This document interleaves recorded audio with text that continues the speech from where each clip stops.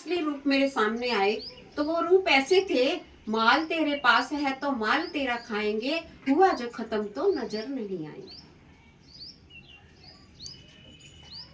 उन्होंने मुझे गिराने की कोशिश करी कि मैं आगे ना बढ़ूं। मैं वैसे बढ़ना ही नहीं चाहती थी, लेकिन भगवान ने मुझे ऐसे ट्रिगर दिए, ऐसी ऐसी यातनाएं दी, ऐसी मतलब उनकी जो दृष्टि थी ऐसी थी मेरे पे, तेरे को नहीं छोड़ूंगा, ये भगवान की दृष्टि थी, तेरे को और तंग करवाऊंगा और तंग करवाऊंगा जिससे तू बाहर निकले। फिर मैं जीरो से शुरू हुई, सब कुछ लूट लिया सबने, मैं जीरो में अकेली रह गई, बिल्कुल अकेली। मैंने उनको सुधारने के लिए फिर भी बहुत समय बर्बाद किया कि सुधर जाओ सुधर जाओ सुधर जाओ, लेकिन वो ऐसे ही निकले, उन्होंने बिल्कुल मेरी बात को नहीं सुना। फिर मैंने अपना कदम उठाया और एक भक्त ऐसी जीवन में मेरी आई जो 22 साल से मेरा इंतजार कर रही थी। वो मुझे आके ले गई, उस बंधन से मुझे उस भगवान ने उसके द्वारा मुक्त करवा दिया। और वहां पे पहले मेरे स्वास्थ्य पे ध्यान दिया गया, मैं ठीक हुई।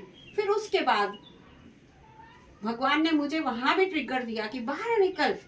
तो मुझे सपने में ये यहाँ गर्रा नदी है, वो मुझे दर्शन देती रही और मुझे भगाती रही, और मैं आगे आगे भाग रही हूँ, वो पीछे पीछे भाग रही। गर्रा नदी मेरा पीछा ही ना छोड़ती सपनों से।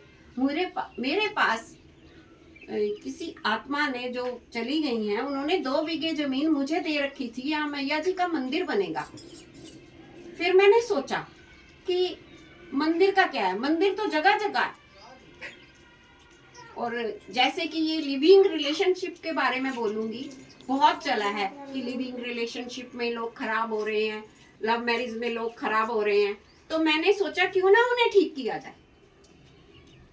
वो भी हमारी भारत माता की बेटियां हैं, वो भी इसी धरती की हैं, वो किसी ना किसी की बेटी हैं और बहनें हैं।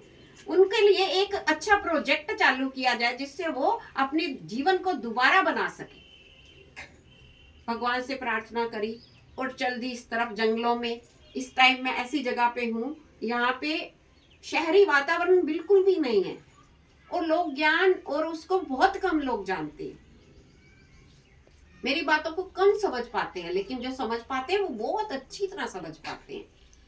गांव में जो जो लोगों की नियतें हैं, भोलापन है, वो मुझे पसंद आया। शहर में जो छल कपट झूठ, इसके सिवा कुछ नहीं है। उन्होंने बात पे भी झूठ बोलना है, बेबात पे भी झूठ बोलना है। ज्यादातर लोग, मैं ये कहूंगी नहीं सारे, ज्यादातर लोग ऐसे हैं। उनसे बचते बचते मैं यहाँ तक पहुंची हूँ और मैंने भगवान की कृपा से ये संकल्प लिया है, उन महिलाओं के लिए, उन बच्चियों के लिए जो गलती से गलत जगह शादी करके फंस जाती हैं या लिविंग रिलेशनशिप में फंस जाती हैं, उनको मैं सहारा लगा के दोबारा से उनके जीवन को सुधारूं, उन्हें एजुकेटेड करूं। वो जिस भी लाइन में जाना चाहे जाए, अपने बच्चे भी पाले और उन्हें सहारा लगाऊं तब तक जब तक वो अपने पैरों पे खड़े ना हो जाए, सेल्फ स्टैंड ना हो जाए। जब वो सेल्फ स्टैंड हो जाएंगी तो उनके लिए मैं रीमैरिज के लिए भी प्रोग्राम रखूंगी कि उनकी रीमैरिज हो। उनको दुनिया में सारी उम्र तो एक अकेले की निकलती नहीं है, उनको रीमैरिज की संभावना हो और उस काबिल बने वो पहले पैरों पे खड़े हुए, फिर उनकी शादियां रचा दूं। जितनी भी लड़कियां आएंगी उनके जीवन से कोई ब्यूटिशियन बन जाएगी, कोई कंप्यूटर ऑपरेटर बन जाएगी, कोई सिलाई सीख लेगी, कोई कढ़ाई सीख लेगी और कोई ट्यूशन पढ़ानी सीख लेगी। कोई तो हुनर होगा उनके अंदर, कोई तो हुनर होगा, गुण होगा उनके अंदर जिसको उभार दिया जाएगा, उससे पुशअप किया जाएगा जिससे वो कुछ बन सके, तब जाकर के दूसरी मैरिज कराए। वो उनके लिए जो इन चीजों से तंग आ गई हैं और उनका माँ बाप सहारा नहीं लगाते और ससुराल वाले तो छोड़ ही देते हैं, पति तो छोड़ ही देते हैं, त्याग ही देते हैं, उन लोगों के लिए मैं ये महिला आश्रम जो है बनाने का संकल्प कर रही हूँ। इसीलिए मैंने YouTube चैनल डाला है कि महिला आश्रम के लिए इनकम बने। मेरा क्या, मैं तो एक कमरे में रहना है, एक लैट्रिन चाहिए, एक बाथरूम चाहिए, एक किचन चाहिए, एक कमरा चाहिए, बस उसके अंदर सब कुछ चाहिए।